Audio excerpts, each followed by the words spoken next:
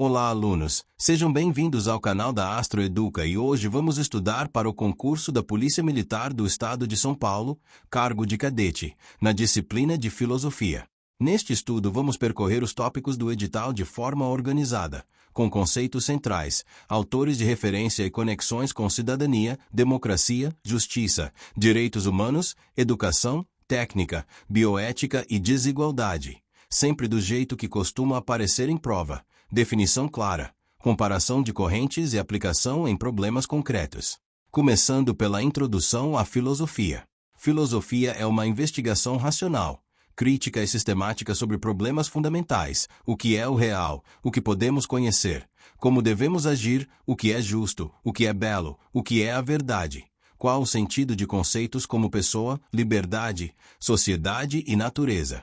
O filosofar nasce quando a explicação do mundo deixa de ser apenas mítica, isto é, baseada em narrativas sagradas e tradições, e passa a buscar razões, argumentos e justificativas que possam ser discutidas publicamente. Isso não significa que mito e religião desapareçam, mas que a filosofia introduz um tipo de pergunta e um método de debate que exige coerência, clareza e fundamento.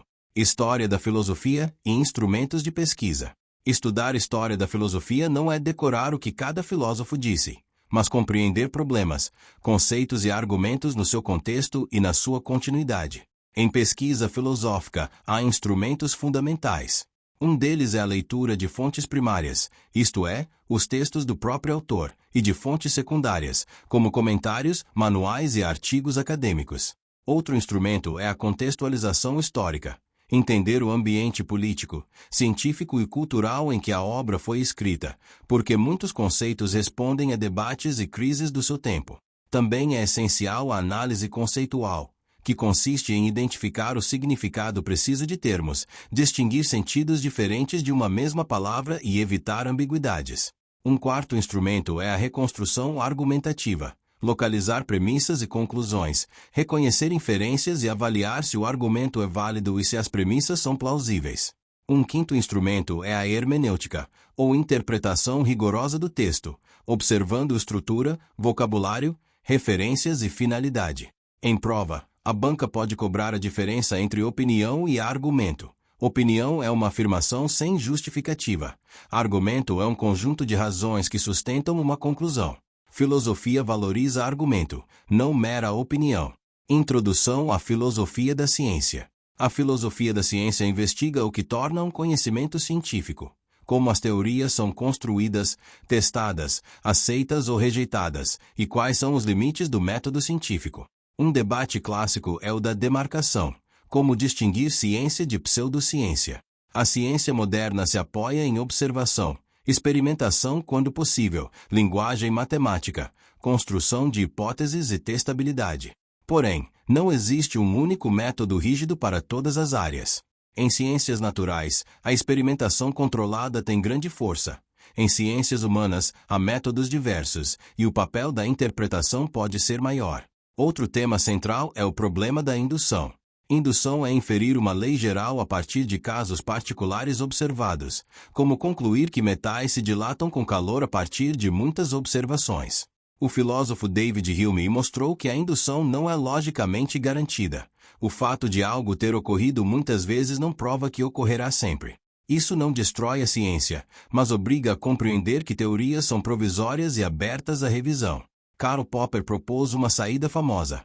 Em vez de tentar confirmar teorias por indução, a ciência avançaria por conjecturas e refutações.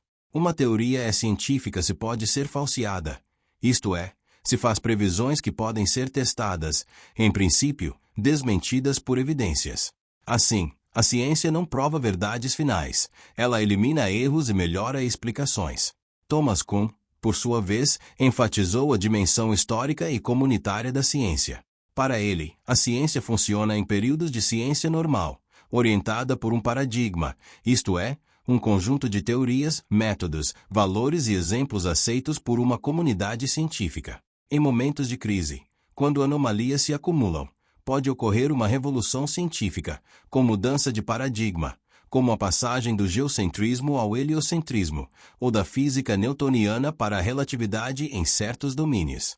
Isso mostra que a ciência é racional, mas também é uma prática humana, com disputas, instituições e critérios compartilhados. Em prova, é comum aparecer a ideia de que ciência não é dogma. Ela se define por revisão, crítica e abertura a testes. Introdução à filosofia da cultura. Cultura é o conjunto de significados, símbolos, hábitos, técnicas, valores, normas e instituições produzidos por grupos humanos. Filosofia da cultura pergunta: o que é cultura? Como ela molda o indivíduo? Como se relaciona com a natureza? E como avaliar diferenças culturais sem cair em preconceito? Uma distinção clássica é entre natureza e cultura. Natureza se refere ao que é dado biologicamente. Cultura se refere ao que é construído e aprendido socialmente, como língua, regras morais, religião, direito e modos de trabalho. Filosoficamente, a cultura mostra que o ser humano não é apenas um ser biológico, ele é também um ser simbólico e histórico. Daí surgem temas como etnocentrismo e relativismo cultural. Etnocentrismo é julgar outras culturas pelos valores da própria, tratando o diferente como inferior ou atrasado. Relativismo cultural, em sentido descritivo, reconhece que valores e práticas variam entre culturas. Em sentido normativo, pode sugerir que não há critérios universais para julgar práticas culturais. Provas costumam cobrar equilíbrio. Respeitar diversidade cultural é essencial, mas também existem debates sobre limites, especialmente quando práticas ferem dignidade humana. Por isso, cultura se conecta a direitos humanos e cidadania. Como conciliar pluralismo cultural com princípios mínimos de proteção à pessoa. Introdução à filosofia da arte. A filosofia da arte, ou estética, discute o que é o belo, o que é a arte, qual a função da arte e como julgar obras artísticas. Na tradição grega, aparece a ideia de mimesis, imitação, associada a Platão e Aristóteles. Platão desconfiava da arte mimética por poder afastar da verdade e manipular emoções. Aristóteles valorizou a tragédia e a catarse, entendendo que a arte pode educar emoções e oferecer compreensão da ação humana.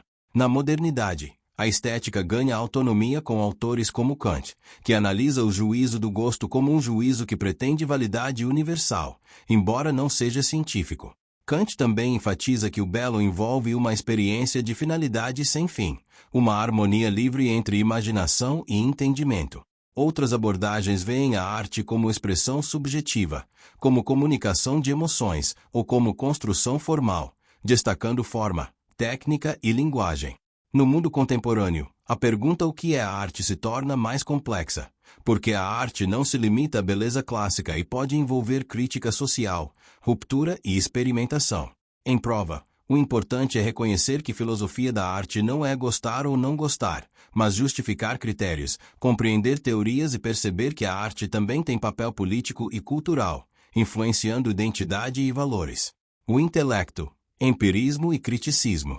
Aqui o edital quer as grandes correntes sobre a origem e validade do conhecimento. Empirismo é a tese de que o conhecimento depende primariamente da experiência sensível. Para empiristas como Locke, a mente não nasce com ideias prontas. Ela se forma a partir da experiência. Hume radicaliza, mostrando que muitas ideias que consideramos necessárias, como causalidade, são hábitos mentais formados pela repetição de experiências, e não certezas lógicas absolutas. O empirismo valoriza a observação, experimentação e limites da razão sem dados. Criticismo, especialmente em Kant, surge como tentativa de superar o conflito entre empirismo e racionalismo. Kant concorda que todo conhecimento começa com a experiência, mas não concorda que todo conhecimento venha da experiência. Ele afirma que a mente possui estruturas a priori, formas e categorias que organizam a experiência, como espaço e tempo, e categorias do entendimento como causalidade. Assim, conhecemos fenômenos, isto é, a realidade como aparece para nós sob essas formas, mas não conhecemos a coisa em si de modo direto. O criticismo é crítico porque investiga as condições de possibilidade do conhecimento, o que posso conhecer, como posso conhecer, quais são os limites. Em prova, uma forma de acertar é lembrar. Empirismo prioriza a experiência. Criticismo kantiano analisa como a mente estrutura a experiência e limita o alcance do conhecimento, evitando dogmatismos. Democracia e justiça. Filosoficamente, democracia não é apenas um procedimento eleitoral. É um modo de organizar poder político sob princípios de legitimidade, participação e igualdade política. Democracia pressupõe cidadania, direito de voz, regras de decisão, proteção de minorias e limites ao poder. Justiça, por sua vez, pode ser pensada em vários sentidos: justiça legal, como aplicação de leis; justiça distributiva, como distribuição de recursos e oportunidades; justiça corretiva, como reparação de danos; e justiça social, como enfrentamento de desigualdades estruturais. Um autor muito cobrado em discussões contemporâneas é John Rawls, com a ideia de justiça como equidade. Rawls propõe imaginar uma posição original com um véu de ignorância, em que as pessoas não sabem sua classe social, talentos ou posição na sociedade. Nessa condição, escolheriam princípios mais justos para todos, porque poderiam acabar em qualquer posição. Daí surgem princípios como liberdade básica igual e a permissão de desigualdades apenas se beneficiarem os menos favorecidos. Mesmo quando Rawls não é citado, a lógica aparece em questões sobre igualdade de oportunidades, mérito e proteção social. Outro ponto relevante é a tensão entre liberdade e igualdade. Algumas teorias enfatizam liberdade individual e limitação do Estado, outras enfatizam igualdade material e correção de injustiças históricas. Em provas para carreiras policiais, costuma aparecer a importância do Estado de Direito. A autoridade deve ser exercida sob lei, com respeito a procedimentos, direitos e limites institucionais. Assim, democracia e justiça se conectam à legalidade, impessoalidade e responsabilidade pública. Os direitos humanos. Direitos humanos são direitos inerentes à dignidade da pessoa, independentes de nacionalidade, raça, religião ou condição social. Têm raízes em tradições de direito natural, no humanismo, no iluminismo e em experiências históricas de violência que exigiram proteção institucional, especialmente após a Segunda Guerra Mundial, com a Declaração Universal de 1948. Em filosofia, é importante compreender fundamentos: dignidade, universalidade, igualdade moral e proteção contra a arbitrariedade. Também é importante entender tensões: universalismo versus relativismo cultural, direitos individuais versus direitos coletivos, e direitos formais versus direitos efetivos. Em prova, um ponto comum é distinguir direitos civis e políticos, como liberdade de expressão, voto, devido processo legal, de direitos sociais, como saúde, educação, trabalho e assistência. Ambos se relacionam, porque sem direitos sociais a igualdade formal pode virar apenas aparência, e sem direitos civis e políticos a proteção contra abuso se enfraquece. Para a cidadania, direitos humanos também significam deveres estatais de prevenir violência, investigar, punir dentro da lei e garantir acesso à justiça. Agora entramos em filosofia e educação. O eu racional. Introdução ao sujeito ético. O sujeito ético é aquele capaz de deliberar, julgar, escolher e responder por seus atos. A filosofia moderna enfatiza o eu como centro de consciência e razão, como em Descartes, mas a ética vai além de pensar, envolvendo ação. Em Kant, por exemplo, o sujeito ético é autônomo quando obedece a leis que ele reconhece racionalmente como válidas, não apenas por medo de punição ou por desejo de recompensa. A moralidade, nesse sentido, não é heteronomia, isto é, obediência cega a uma autoridade externa, mas a autonomia racional. Isso é central para a educação. Educar não é só transmitir informação, mas formar capacidade de pensar criticamente, reconhecer princípios, respeitar o outro e agir com responsabilidade. Na prática, o sujeito ético pressupõe autocontrole, consciência de dever e capacidade de tratar pessoas como fins em si mesmas, não como meios. Em contexto de serviço público e segurança pública, isso se conecta ao uso proporcional e legal da força, respeito a garantias e consciência de que a autoridade exige responsabilidade. Introdução à bioética. Bioética é a reflexão ética sobre questões relacionadas à vida, à saúde, à medicina, à biotecnologia e ao meio ambiente. Seus temas incluem início e fim da vida, pesquisas com seres humanos, transplantes, consentimento informado, distribuição de recursos de saúde, genética e riscos tecnológicos. Um conjunto de princípios muito usado é o principialismo, autonomia, beneficência, não maleficência e justiça. Autonomia significa respeitar escolhas informadas da pessoa. Beneficência é promover o bem. Não maleficência é evitar dano. Justiça é distribuir recursos e riscos com equidade. Em prova, a bioética aparece como exemplo de aplicação da filosofia a dilemas reais, mostrando que decisões técnicas têm dimensão moral e política. Também aparece o conceito de dignidade humana e o cuidado com populações vulneráveis. Para a cidadania, bioética se liga à ideia de que políticas públicas e práticas institucionais devem respeitar direitos e reduzir danos, principalmente quando há assimetria de poder entre Estado e indivíduo. A técnica. Filosoficamente, técnica não é só ferramenta, mas modo de relação com o mundo. Desde a antiguidade, técnica é saber fazer, artes e meios de produzir. Na modernidade, consciência aplicada, a técnica vira tecnologia e transforma profundamente a vida social, economia e guerra.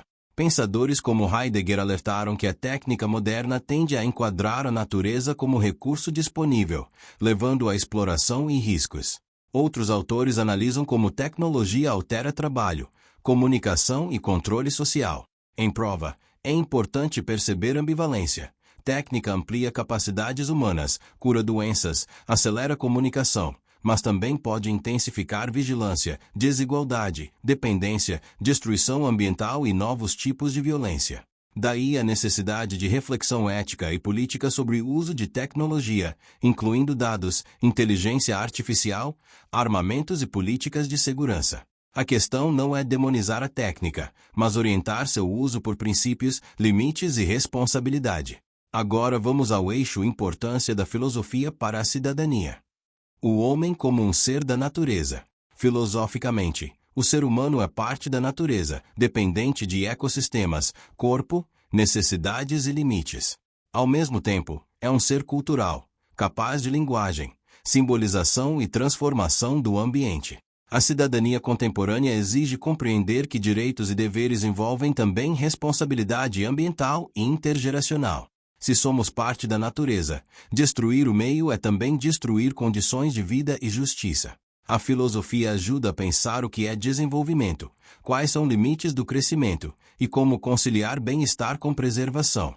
Esse tema aparece muito em debates éticos, consumo, poluição, mudanças climáticas, água, energia, e a ideia de que decisões individuais e coletivas têm impacto sobre outros. A concepção platônica da desigualdade. Em Platão, especialmente em A República, a sociedade é pensada como uma ordem em que funções são distribuídas segundo aptidões. Ele defende uma cidade justa quando cada parte cumpre sua função. Governantes filósofos governam, guardiões defendem e produtores produzem. A desigualdade aparece como divisão de classes, justificada por uma visão de natureza humana e pela ideia de harmonia do todo. O chamado mito dos metais sugere que alguns nasceriam com ouro na alma, aptos a governar, outros com prata para defesa, outros com bronze para produção. O objetivo de Platão não é igualdade social no sentido moderno, mas estabilidade e justiça como ordem funcional. Ao mesmo tempo, Platão critica a democracia ateniense em sua forma degradada, vendo risco de demagogia e governo de desejos, e propõe governo guiado pelo conhecimento do bem. Em prova, o que costuma cair não é decorar o mito, mas entender a lógica. Desigualdade, em Platão, pode ser vista como natural e necessária para a cidade ideal, desde que orientada ao bem comum e não ao interesse privado. Isso contrasta com visões modernas que tendem a fundamentar igualdade em dignidade e direitos universais. Importante também perceber que Platão associa justiça à ordem, e não a uma distribuição igualitária de bens. A desigualdade segundo Rousseau. Rousseau é decisivo para pensar desigualdade e modernidade. No discurso sobre a origem e os fundamentos da desigualdade entre os homens, ele distingue desigualdade natural, como diferenças de força, idade e saúde, de desigualdade moral ou política, criada pela sociedade, como riqueza, poder e prestígio. Rousseau argumenta que o ser humano no estado de natureza seria mais simples, com necessidades limitadas e uma forma de piedade natural, e que a desigualdade social cresce quando surgem comparação, orgulho, competição, sobretudo, propriedade privada. A frase central é que a propriedade marca uma ruptura, Quando alguém cerca um terreno e diz isto é meu, e outros acreditam, nasce um tipo novo de desigualdade, sustentado por leis e instituições que protegem os proprietários. Rousseau não é um defensor de retorno ao estado de natureza, mas um crítico de como a sociedade pode corromper e criar dependências e injustiças. No contrato social, ele propõe uma forma de legitimidade política baseada na vontade geral, ou seja, na soberania do povo orientada ao bem comum. A liberdade política não é fazer qualquer coisa, mas obedecer a uma lei que o próprio povo, enquanto corpo coletivo, dá a si mesmo. Em prova, a desigualdade em Rousseau costuma aparecer como construção histórica ligada à propriedade, instituições e cooperações sociais, e como problema político que exige repensar legitimidade, cidadania e justiça. Para fechar, vamos amarrar tudo em um jeito de prova. A filosofia, para o cadete da PMSP, é cobrada como base de leitura crítica do mundo.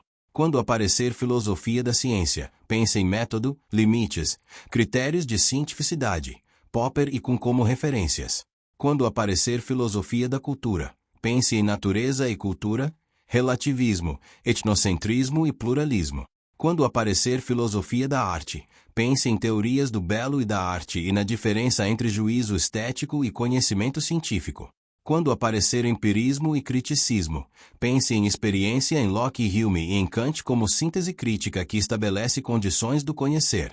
Quando aparecer democracia, justiça e direitos humanos, pense em legitimidade, Estado de Direito, igualdade moral, proteção de direitos e tensões entre liberdade e igualdade.